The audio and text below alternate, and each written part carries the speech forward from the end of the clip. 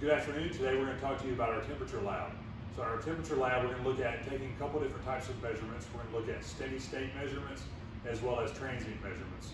And then we're going to look at three different types of temperature measurement techniques. Two different types of thermocouples, an RTD and a thermistor.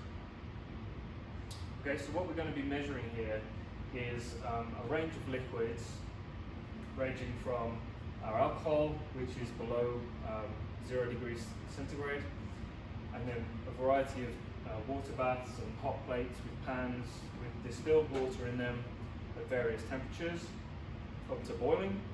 And then we have our final pan up here which has cooking oil in it above the boiling point of the water.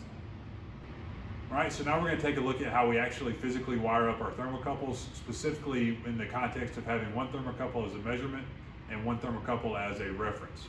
So in order to use the thermocouple with a reference, we actually need two thermocouples so that we have two junctions. So if we look at the thermocouple, there's a positive and a negative material, right? A thermocouple is two dissimilar metals. So we have to be careful about how we wire those. So if we look, we've got a positive terminal and we have a negative terminal. If we look right here, positive and negative.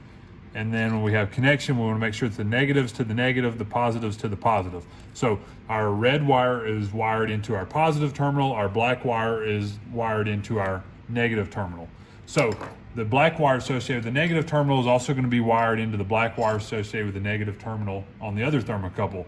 And then we have a red wire that's also leaving the positive terminal there.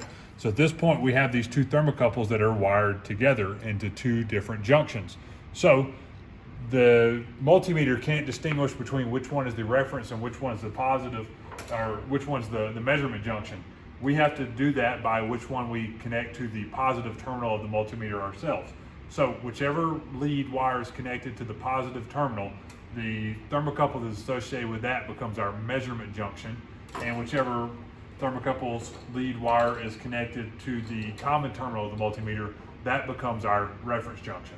So in this scenario, if this was the positive to the positive of the multimeter, this would be our measurement junction, while the other multimeter would be our reference junction. When we look at our thermistor, it's nothing more than a large resistor, and is simply a positive and negative terminal. Same way, we're going to wire that directly into our data acquisition module and just purely read out a resistance measurement. When we look at our RTD, we have a 3-wire measurement. So we have our positive and negative leads just like we would have before, but we have the third wire that is in place simply to be lead wire compensation and account for any resistance in the wiring itself.